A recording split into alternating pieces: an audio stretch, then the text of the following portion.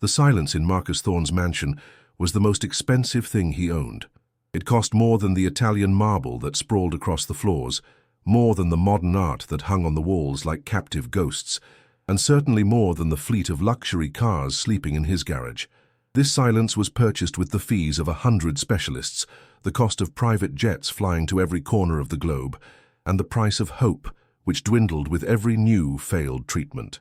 It was a heavy, suffocating silence, broken only by the soft, rhythmic beeping of a heart monitor, a constant electronic whisper that reminded Marcus of his powerlessness. Marcus Thorne was not a man accustomed to being powerless. He was a sculptor of skylines, a titan of industry who saw the world as a complex machine he could tune to his will. If a company was failing, he bought it and made it profitable. If a market was closed, he forced it open. He was a man who traded in futures and sold impossibilities for a living. His suits were sharp, his gaze was sharper, and his bank account was a testament to a life lived without limits. He could move mountains with a single phone call, but he couldn't bring the color back to his own son's cheeks. His son Leo was 8 years old, and he was disappearing. Not all at once, but slowly, piece by piece, like a photograph fading in the sun. He lived in what was once his bedroom, but had now become a sterile white command center in Marcus's war against fate. The race car wallpaper was hidden behind charts and machines. The toy chest was replaced by a sterile cabinet of medicines and syringes. The only sound of childhood left was the shallow, labored breath of the boy in the bed. The illness had no name that mattered. The doctors gave it long, complicated labels, scientific guesses that meant nothing. To Marcus, it was simply the thief. It was stealing his son's energy, his laughter, his future. It had slipped past the world's greatest minds, a shadow that no amount of light or money could expose. Every morning, Marcus would begin his ritual. He'd check the readouts on the monitors, his eyes scanning the numbers like stock tickers, praying for an upward trend that never came. He'd sit by Leo's bed, holding a small, frail hand that felt more like a bird's wing than a child's hand. He would talk to him, telling him about the empire he was building, the world that was waiting for him, but his words felt hollow, echoing in the vast, silent room. He had flown in neurosurgeons from Zurich and geneticists from Tokyo.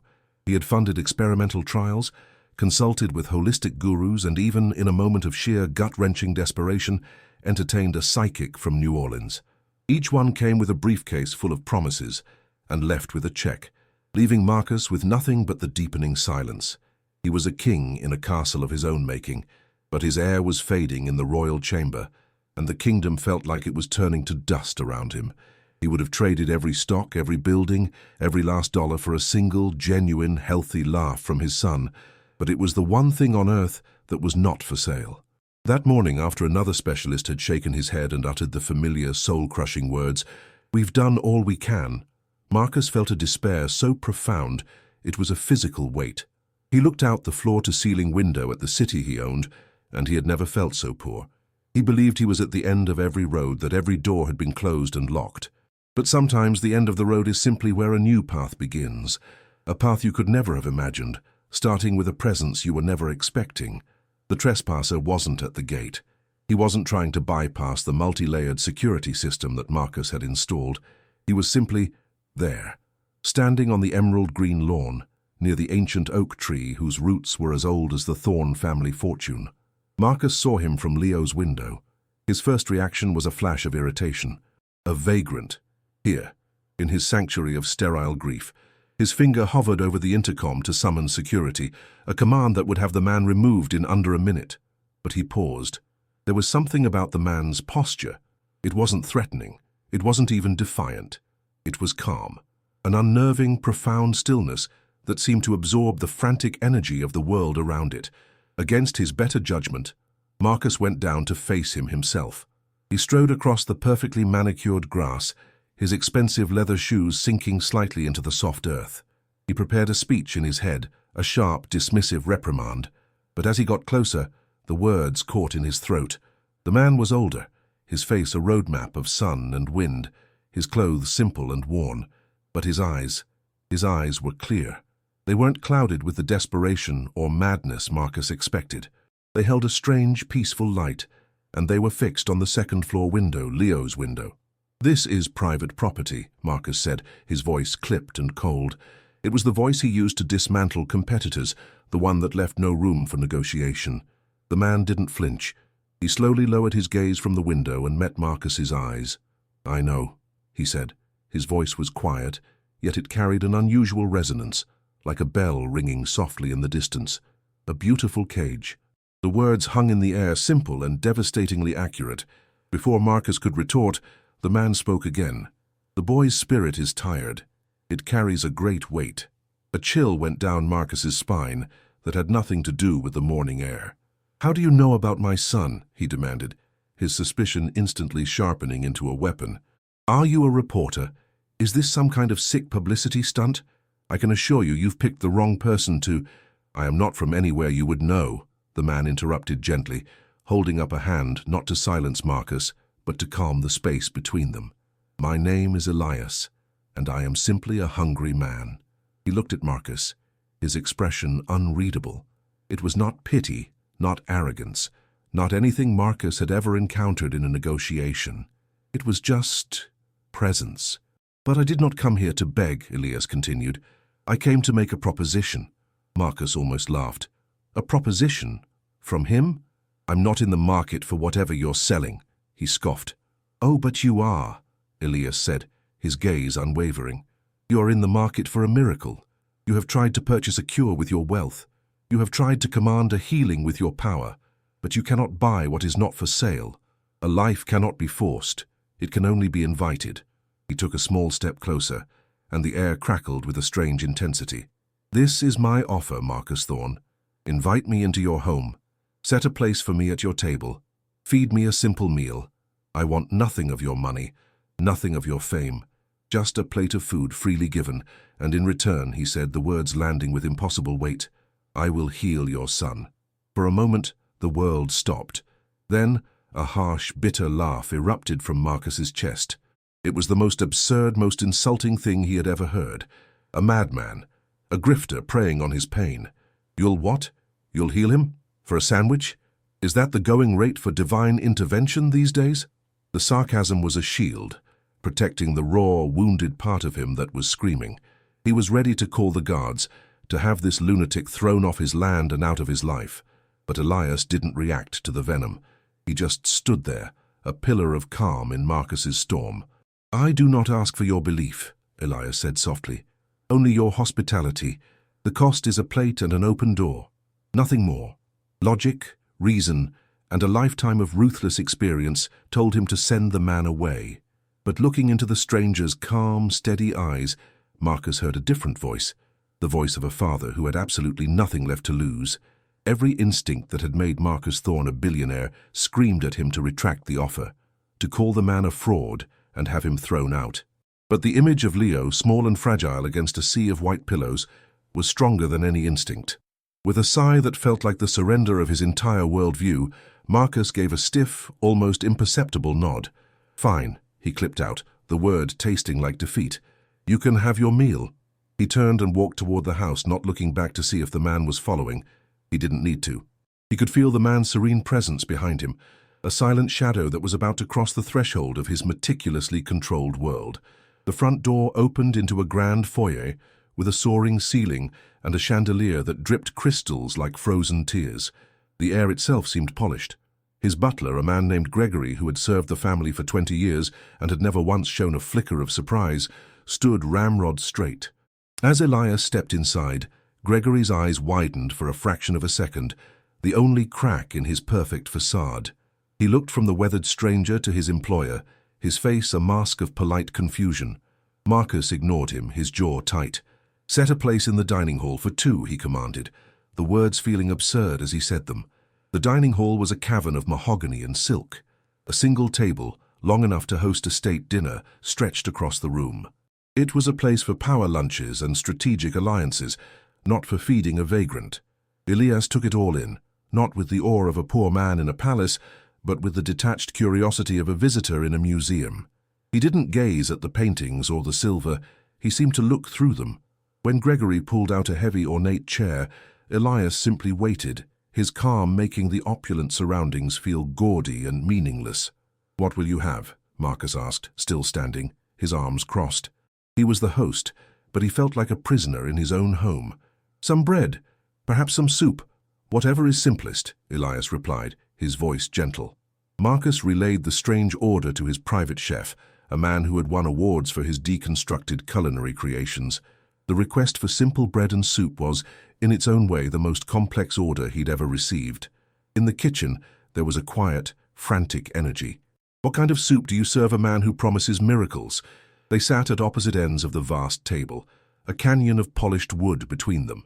The silence was thick with tension. Marcus watched Elias, trying to dissect him, to find the angle, the con. But the man simply sat there waiting patiently. When the food arrived, a simple lentil soup and a piece of crusty warm bread, Elias looked at it, then at the chef who served it, and gave a small, genuine nod of gratitude. Marcus felt a pang of something he couldn't identify. He had never once thought to thank the man who cooked his meals.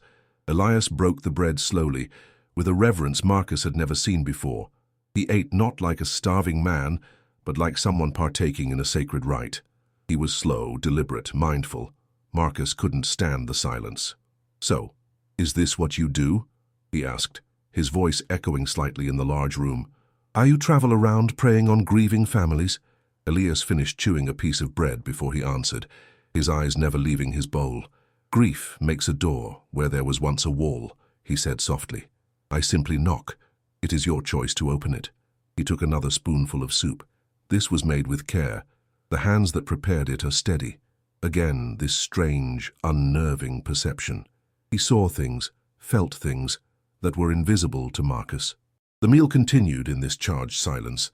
Marcus, the master negotiator, felt utterly disarmed. There was nothing to leverage, nothing to bargain with. He had already paid the price. All he could do was wait. When Elias finished, he placed the spoon neatly beside the empty bowl. He hadn't left a single drop. He wiped his mouth with a napkin, folded it, and placed it on the table. The transaction was complete. He looked up, across the vast expanse of the table, and his eyes met Marcus's. There was no triumph in his gaze, no smug satisfaction. There was only a quiet readiness. The plate was empty. The soup was gone. The simple part of the bargain was fulfilled. Now, a new silence fell over the room, a silence filled with a single, terrifying question. Was this man a fool, a charlatan, or was the impossible about to happen upstairs? Elias rose from the table, his movements unhurried. He didn't wait for permission or direction. He simply said one word, "Now," and began walking toward the grand staircase that swept upwards into the mansion's private quarters. For a heartbeat, Marcus was frozen in his chair, a spectator in his own unfolding drama. Then a jolt of adrenaline shot through him, and he pushed himself up, scrambling to follow. The sound of their footsteps was a strange duet on the marble floor. Elias's soft, worn leather soles made a shuffling, gentle sound, the sound of the earth. Marcus's own expensive dress shoes clicked sharply, an anxious metallic counterpoint. With every step they took up that sweeping staircase, a new wave of doubt crashed over Marcus. He felt like the biggest fool in the history of the world. What was he doing? He was leading a man who looked like he slept on park benches to his critically ill son's bedside, a man whose only credential was a cryptic phrase and an appetite for soup. The faces of the world-renowned doctors he had hired flashed in his mind, their serious expressions, their data-filled presentations, their logical, scientific, and ultimately useless conclusions. He had dismissed them all, only to place his hope in this. He could feel the phantom judgment of his board of directors, of his peers, of his entire life's philosophy, which was built on a foundation of tangible assets and predictable outcomes. This man, Elias, was neither. He was an anomaly, a variable Marcus couldn't calculate, and it terrified him. He half expected to turn around and see a hidden camera crew to find out this was some elaborate, cruel prank. But there was only the quiet, steady presence of Elias leading the way. They reached the second floor. The hallway stretched before them, a long white corridor that felt more like a hospital than a home. At the far end was a single door, Leo's door. The rhythmic beeping of the heart monitor grew louder with each step, a metronome counting down to either a miracle or the final, crushing death of his hope.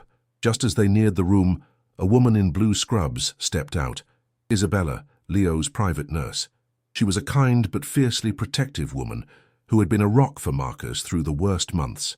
Her eyes fell on Elias, and her warm expression instantly hardened into one of professional alarm. "Mr. Thorne," she said, her voice low but firm, blocking the doorway. "Who is this? You know the protocol. No one is to enter without being screened. The risk of infection—" She was the voice of reason, of science, of the sterile, controlled world he had paid millions to create. Her gaze was a mixture of confusion and accusation. Any other day, Marcus would have deferred to her expertise instantly, but not today. Today was the day for madness. "It's all right, Isabella," Marcus said, his own voice sounding foreign to him. He tried to project an authority he did not feel. "He is with me. Please, just wait out here for a little while." Isabella stared at him, her mouth slightly agape. She had never seen him like this, uncertain yet resolute. It was clear she wanted to argue, to protest, to protect her patient from this bizarre breach of protocol. But the look in Marcus's eyes, a desperate, pleading command, made her step aside. She retreated down the hall, but her worried, skeptical gaze felt like a physical weight on Marcus's back. He was now not only betraying his own logic, but the trust of the very people he had hired to help. He stood before the door, his hand hovering over the cool brass knob. This was it, the point of no return. Elias, who had watched the exchange with his usual placid expression, placed a hand on Marcus's shoulder. The touch was surprisingly firm, yet gentle. It wasn't forceful. It was grounding. "Fear and faith cannot live in the same heart at the same moment," the old man said, his voice barely a whisper. "You must choose which one will open this door." He had built his entire empire on certainty, on data, on cold, hard facts. Now, standing before the door to his son's room, he was being asked to bet everything he truly cared about on a feeling. He took a deep, shuddering breath, turned the knob, and chose. The heavy door swung inward on silent, well-oiled hinges, revealing the scene that was etched into Marcus's soul. The white room, the array of machines, the faint, clinical smell of antiseptic. And in the center of it all, his son, Leo, looking like a porcelain doll, fragile and pale in the oversized, mechanized bed. The only sound was the steady, monotonous beep of the heart monitor, the soundtrack to their long nightmare. As Marcus held the door open, a wave of sickness and shame washed over him. What had he done? He had brought a fantasy into a place of hard, painful reality. He was about to subject his dying son to the whims of a madman. But as Elias stepped across the threshold, something shifted. It wasn't a sound or a change in the light. It was a change in the room's very atmosphere. The air, usually thick with tension and despair, seemed to thin, to become lighter. And then the impossible happened. Leo, who was usually deep in a fitful, medication-induced sleep at this time, stirred. His eyelids fluttered open, but his gaze didn't go to his father, who stood frozen by the door. His eyes, hazy and distant, found Elias, and there was no fear in them, only a quiet, childlike curiosity. Elias moved with a grace that defied his rugged appearance. He didn't approach the bed with the clinical detachment of the doctors. He walked over to a simple wooden chair tucked in the corner and pulled it close to the bedside, eschewing the expensive leather visitor's chair. He sat down, bringing himself to eye level with the boy. For a long moment, he didn't speak or move. He just looked at Leo, his expression one of profound peace. Marcus's heart was a drum against his ribs. This was it, the moment of the con. "Hello, Leo," Elias said, his voice so soft it was almost part of the room's silence. "That is a strong name." "It means lion." Leo, whose voice hadn't risen above a painful whisper in months, murmured a response. "Hi. A lion gets very tired sometimes," Elias continued, his tone conversational, as if they were discussing the weather. "All that roaring and protecting the pride can wear a spirit out. It is good to rest, but it is also important to remember the way back, to remember the sun on your face." Marcus watched, his fists clenched so tight his knuckles were white. It was just talk. Meaningless, gentle nonsense. The disappointment was a bitter acid in his throat. He was an idiot, a desperate, grieving idiot. Then Elias slowly raised his hand, a weathered, calloused hand that had seen years of hardship, and gently, so gently, placed it on Leo's forehead. Marcus braced himself for the failure, for the moment he would have to throw this man out. He waited for a sign, a trick, a flash of light. Nothing. It was just a hand on a forehead. He tore his gaze away from the scene, unable to watch the pathetic climax of his foolishness, and looked at the monitors. And that's when his world broke. The heart rate, always so erratic, was smoothing out. The number on the display, once jumping between 110 and 125, was steadily descending. 100, 95, 90, a perfect, steady rhythm. The beeping sound changed its cadence, becoming slower, stronger. The number on the pulse oximeter, the one he obsessed over, the one that never seemed to rise above 94, began to climb. 95, 96, 97, 98. His head snapped back toward the bed. A flush of color, a faint pink like the inside of a seashell, was spreading across Leo's pale cheeks. His breathing, which had been a shallow, labored effort, deepened. He took a full, clear breath, his small chest rising and falling with a strength Marcus hadn't seen in a year. Leo's eyes, once clouded with fatigue, were now clear. He blinked, looking from Elias to his father, and then he did it. He smiled, a true, radiant smile that lit up his entire face. He pushed himself up slightly on his elbows. "Dad," he said, his voice weak but undeniably real. "Dad, I'm hungry." Marcus's legs gave out. He stumbled back, grabbing the doorframe to keep from collapsing. The sounds in the room faded to a dull roar in his ears. Tears, hot and uncontrollable, streamed down his face. It wasn't just relief.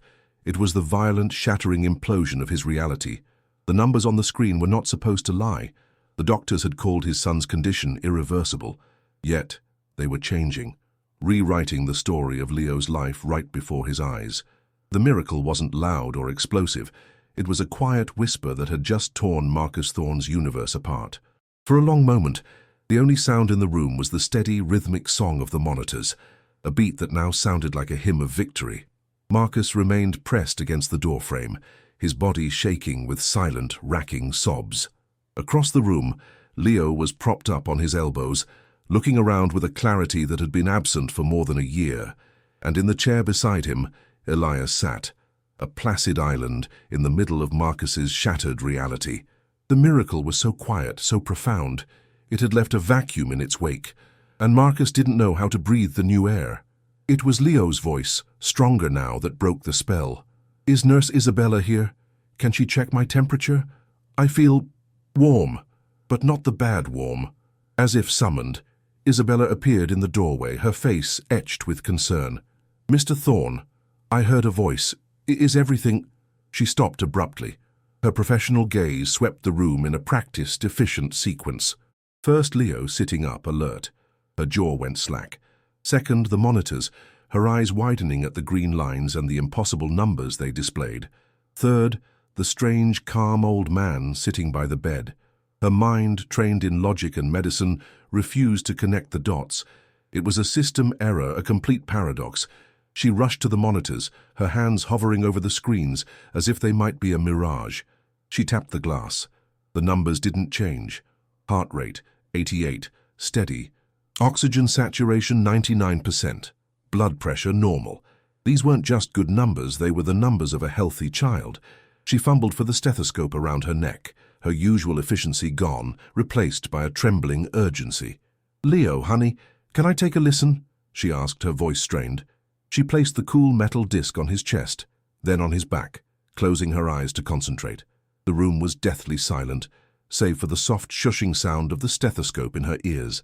A full minute passed. When she finally pulled the earpieces out, she looked at Marcus, her face pale with shock and awe. "His lungs," she whispered, her voice cracking. "They're clear, completely clear. His heartbeat, it's perfect. I don't understand. I don't understand." This was her surrender, the white flag of science raised against an unexplainable phenomenon. This confession from the woman who knew Leo's condition better than anyone was the final confirmation Marcus needed. This was real. He stumbled forward, his legs like jelly, and collapsed into the chair on the other side of Leo's bed. He reached out a trembling hand and laid it on his son's arm. It was warm, solid, real. "Leo," he choked out, "my boy." "I'm really, really hungry, Dad," Leo said again, and this time he giggled. A real giggle. The sound hit Marcus like a physical blow, knocking the last of his composure away. He started laughing and crying at the same time. a messy, undignified, beautiful sound of a soul being put back together. He turned to Elias, his eyes full of a million questions. Who? What? How? He couldn't form a sentence. All he could manage was a raw, guttural thank you. Elias, who had watched the reunion with a gentle, knowing smile, finally stood up. His work was done. He was never gone, he said to Marcus, his voice soft but clear. He was just waiting for you to be quiet enough to hear him. He gave Leo's hair a gentle tussle. Eat well, little lion. And with that, he turned and began to walk out of the room. Panic seized Marcus. He couldn't just leave. Wait, he yelled, scrambling to his feet. The old Marcus, the deal-maker, resurfaced. What do you want? Name a price. Anything. I'll give you a blank check. A house, a car, a company. Whatever you want, it's yours. It was the only way he knew how to show gratitude. The only language he was fluent in. The language of transactions. Elias paused at the door, his back still to the room. He didn't even turn around. I already told you what I wanted, he said, his voice echoing softly in the hallway, and you gave it to me. It was a very good meal. The man who had asked for so little had given him everything.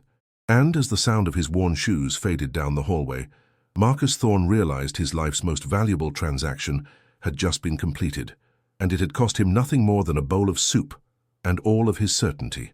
The next morning, Marcus woke up to a sound he thought he would never hear again: laughter. It wasn't on a recording or in a distant memory. It was real, echoing up the grand staircase from the kitchen below. For a moment, he thought he was dreaming. He had spent the entire night in the armchair in Leo's room, not sleeping but watching. He had watched the steady rise and fall of his son's chest, watched the healthy color in his cheeks, and watched the monitors that had been his tormentors for so long display their beautiful, boring, perfect numbers. He was terrified that if he closed his eyes, he would wake up and it would all be gone. But the laughter was real. He went downstairs, his steps light for the first time in years. The scene in the massive, state-of-the-art kitchen stopped him in his tracks. Leo was sitting at the marble island, a smudge of chocolate on his cheek, arguing playfully with Nurse Isabella about the structural integrity of a tower of pancakes he was building. He was vibrant. He was messy. He was alive. Isabella, her face a mixture of pure joy and utter bewilderment, caught Marcus's eye and just shook her head, a smile playing on her lips. The oppressive, sterile silence of the mansion had been broken, replaced by the chaotic, beautiful noise of life. After watching his son devour a stack of pancakes that would have been a month's worth of calories just 2 days prior, Marcus knew what he had to do. His old life was one of aggressive action, and one piece of it remained. He needed proof. He needed validation, not for himself, but for the world that would question this. He retreated to his study, the room that had been his war room against this disease, and began to make the calls. One by one, he summoned the experts: Dr. Alistair, the celebrated neurologist from New York; Dr. Chen, the cutting-edge geneticist from California; the whole pantheon of medical gods who had pronounced his son's case hopeless. They arrived throughout the day, their faces grim, their briefcases full of charts and sympathy. They clearly assumed Marcus was in a state of denial, perhaps seeking grounds for a lawsuit. Marcus met each of them with a strange, new calm. He didn't lead them to the upstairs sick room. He led them through the house to the sprawling backyard. There, under the bright afternoon sun, was Leo. He was kicking a soccer ball with one of the gardeners, his movements a little clumsy from months of disuse, but filled with an unmistakable energy. The effect on the doctors was immediate and profound. Their professional composure crumbled, replaced by slack-jawed disbelief. They looked from the laughing boy in the grass to the data-filled tablets in their hands, their brains struggling to reconcile the reality before them with the medical facts they knew to be true. Dr. Alistair, a man famous for his stoicism, took off his glasses and cleaned them, as if a smudge was responsible for the illusion. They insisted on a full examination. Marcus agreed without argument. For the next several hours, the sick room was once again filled with experts, but the atmosphere was different. It wasn't one of grim diagnosis. It was one of frantic, desperate investigation. They drew blood. They ran EKGs. They performed neurological tests, searching for any rational explanation. A misdiagnosis? A 1 in a billion spontaneous remission? Marcus watched them, feeling a strange sense of pity. They were like men trying to measure a ghost with a ruler. Finally, they gathered in his study, their faces pale. The briefcases were closed, the tests were done. Dr. Alistair, their spokesman, cleared his throat, unable to meet Marcus's gaze. "Mr. Thorne," he began, his voice strained, We cannot explain this. On every conceivable metric, your son is a perfectly healthy child. The inflammatory markers are gone. The cellular decay has not only stopped, it has reversed. It's not remission, it's a reset, as if it never happened." He finally looked up, his eyes filled with a terrifying cocktail of humility and awe. "Medically, scientifically, this is impossible. What you have here did not happen. And yet, it has." The greatest medical minds in the world had just certified his son's healing as an act of God, though they would never use the word. But Marcus knew it wasn't an abstract deity. It was a man with kind eyes and worn-out shoes. And finding that man was now the only thing in the world that mattered. In the days that followed, Marcus Thorne did the only thing he knew how to do. He mobilized. He reverted to the man who had built an empire, a man who saw a problem and threw overwhelming force at it until it was solved. The target was no longer a disease. It was a man named Elias. He converted his home study into a high-tech command center, the walls lined with maps and screens. He brought in his head of corporate security, a formidable ex-intelligence operative named Shaw, a man who could find anyone on Earth with a digital footprint. "Find him," Marcus ordered, his voice echoing the old, ruthless certainty. "His name is Elias, no last name. Find everything there is to know about him." Shaw and his team of digital forensics experts went to work with brutal efficiency. They pulled every frame of security footage from the estate. The result was the first crack in Marcus's confidence. Elias simply appeared on the lawn, between one frame and the next, as if he had materialized from the air itself. There was no footage of him climbing a fence, no car on the access road, no triggered sensors. He was a digital ghost. They ran facial recognition software cross-referencing the image against every database imaginable: government records, criminal files, social media, financial institutions. The result came back again and again: 0 matches. It was as if Elias did not exist in the modern world. Frustrated, Marcus escalated. He hired a team of the best private investigators in the country, men who specialized in finding people who didn't want to be found. He gave them a simple instruction: a blank check, scour this city, every homeless shelter, every soup kitchen, every church, every park bench. I want eyes everywhere. The investigators fanned out, an army of quiet, observant men armed with a grainy photograph from a security camera. They were confident. It was just an old man. How hard could it be? But weeks turned into a month, and the reports that came back were a tapestry of frustration. The investigators would find flickers, echoes of the man, but never the man himself. In a soup kitchen downtown, a woman would look at the photo and say, "He was here, I think. Last week. He told the funniest story. But I can't remember it now." In a shelter on the east side, a man would squint and say, "His eyes, I know those eyes. But no, the man I'm thinking of was younger." It was always like this. He was a memory that couldn't quite be held, a footprint that vanished as soon as you looked at it. Elias wasn't just avoiding the system. He seemed to exist in the spaces between its grids, in the moments people forgot to record. Marcus grew more and more obsessed. He neglected his business. His calls went unanswered. He sat in his command center, the billionaire titan defeated by the search for one old man. He had spent a fortune, deployed the most advanced technology and the most skilled hunters, and had found nothing. The failure was a slow-acting poison, dissolving his arrogance, forcing him to confront a terrifying new idea. His power, his money, had limits. It couldn't buy a cure, and it couldn't find a saint. One afternoon, he was sitting by the pool, staring blankly at another useless report, when Leo came and sat beside him. He had been quietly watching his father for days. "Are you still looking for the hungry man, Dad?" he asked. Marcus sighed, the weight of his failure pressing down on him. "Yes, Leo, I am. I need to thank him." Leo dipped his feet in the water. "I don't think you can find him by looking so hard," the boy said with the simple clarity of a child. "He found us because we needed him. Maybe you have to need him again." The words, so simple and yet so profound, hit Marcus with the force of a physical blow. He had been conducting a manhunt, not a pilgrimage. He was trying to command an answer, to force a meeting. He was still trying to be the king. He looked at his expensive watch, his tailored clothes, the phone buzzing with urgent calls from his office. He was still in his castle, and Elias was not there. That evening, he walked into his study where Shaw and his team were analyzing satellite imagery. "It's over," Marcus said quietly. "Go home, all of you." He took off his $1,000 suit jacket, removed his watch, and left his wallet and phone on the polished desk. He changed into a simple pair of jeans and a plain shirt he hadn't worn in 20 years. For weeks, he had used his wealth as a weapon, trying to hunt down a ghost with an army, but the ghost remained elusive. He finally understood. You couldn't find a man like Elias by looking down from a skyscraper. You had to walk the same cracked pavement that he did. Marcus Thorne walked out of his own front gate, not in a climate-controlled limousine, but on foot. The air felt different outside the pristine bubble of his estate. It was humid and smelled of exhaust fumes and life. Cars, some of which were models his own companies had financed, sped past without a glance. He, a man whose face was a staple in financial magazines, was suddenly invisible. He was just another man on the sidewalk.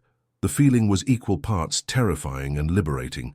He took a bus downtown, the fare paid with a crumpled bill he'd found in an old coat pocket. He sat on the vinyl seat, watching the city he owned slide past the window, but he wasn't seeing it as a collection of assets anymore. He was seeing the faces of the people, the tired lines around their eyes, the small defiant smiles. He was seeing the world from the ground up for the first time. His journey led him to a part of the city he had only ever seen from a helicopter. Here, the buildings were older, the streets were cracked, and life felt more raw, more real. He found the soup kitchen his investigators had staked out for a week. The old Marcus would have sent an underling inside. The new Marcus got in line. Standing there between a young woman with a haunted look in her eyes and an old man whose hands trembled, he felt a profound sense of shame for his previous methods. He had sent spies into this place of refuge. He had treated these people's lives as a database to be scanned. He took his tray, a bowl of steaming vegetable soup and a thick slice of bread, and found a seat at a long, crowded table. The soup was simple, hot, and delicious. He ate slowly, deliberately, just as Elias had. He didn't ask questions or show a photograph. He just listened. He listened to the stories around him. A man who lost his job, a woman praying for her sick mother, two friends sharing a quiet joke that was worth more than any stock option. These weren't the faceless, nameless poor he read about in reports. They were people, their lives as complex and important as his own. He spent hours there, just being present, and for the first time he understood. Elias hadn't just wanted food, he had wanted connection. He had wanted Marcus to sit at the table of humanity. This became his new ritual. He sold his expensive watches and put the cash in a simple wallet. He spent his days walking the city, not as a predator hunting his prey, but as a pilgrim. He volunteered at a shelter, his soft, uncalloused hands struggling to unload boxes of donations. He sat with men and women on park benches and learned their names. He stopped searching for Elias entirely. Instead, he began searching for the lesson Elias had tried to teach him. He was learning to see the value in a shared story, the wealth in a moment of kindness, the divinity in the dignity of a stranger. One evening, a cold rain was falling, slicking the streets and driving people to find shelter. Marcus was helping at a small, overflowing mission when a young mother with a toddler, who was coughing weakly, was told there was no more room. The despair in the woman's eyes was a mirror of the despair he had felt just months ago. The old Marcus would have made a mental note to donate to the mission later. The new Marcus acted. He walked up to her. "Come with me," he said gently. "I know a warm place." He walked them to a small, clean motel a few blocks away and paid for a room for the week in cash. He bought them a bag of groceries from the corner store. As he was about to leave them in the safety of their room, the mother, her voice thick with emotion, asked, "Who are you? Why are you doing this?" Marcus looked at the sleeping child, and the answer came to him, clear and pure. "Because someone did the same for me once," he said. "He gave me everything when my soul was starving." He walked out of the motel and back into the rain, a profound peace settling over him. He had finally paid his debt. His quest felt strangely complete. He turned the corner onto a dimly lit side street, and his heart didn't leap, it settled. There, standing under the halo of a lone streetlight, as if he had been waiting all along, was Elias. He hadn't found Elias when he was a king commanding a search party. He found him only when he had stopped searching, and instead had become a man who understood why a simple meal was worth more than all the gold in the world. The rain fell softly around them, creating a gentle curtain that separated the two men from the rest of the world. The dim glow of the streetlight illuminated the peace on Elias's face and the quiet acceptance on Marcus's. There was no shock in this meeting, no frantic questioning. It felt less like a chance encounter and more like the final stop on a long, predetermined journey. It felt like coming home. "I was looking for you," Marcus said, his voice barely a whisper above the rain. "I know," Elias replied, his eyes kind, "but you were looking for the wrong person. You were searching for a man who performs miracles, a man with some divine power. That man does not exist, Marcus." The words should have confused him, but instead they resonated with a deep, emerging truth. "But my son," Marcus insisted, needing to hear it one last time. "You healed him. I saw it." Elias shook his head gently. "No. The power to heal your son was never in my hands. It was always in yours. His body was sick, yes, but his spirit was drowning in the noise of your fear, the army of doctors, the relentless machines, the frantic energy of a father trying to command and control the one thing he couldn't buy. It was a storm, and he was lost in it." Elias took a step closer, his gaze direct and full of a profound compassion. "All I did was give you a task that would force you to be quiet, to trust, to perform one simple, humble act of faith. By opening your door to a hungry stranger, you weren't just feeding me. You were telling the universe and yourself that you were willing to surrender control. In that moment of quiet trust, you lowered the storm walls around your son. You created the space. You made it possible for him to find his own way back. It all clicked into place. The truth was so simple, so elegant. It was devastating." "So the meal," Marcus began. "The hunger I had was not for your food," Elias confirmed. "It was a hunger to see if a man who had everything could learn the value of giving something for nothing. Your son's healing was inextricably tied to the healing of your own soul.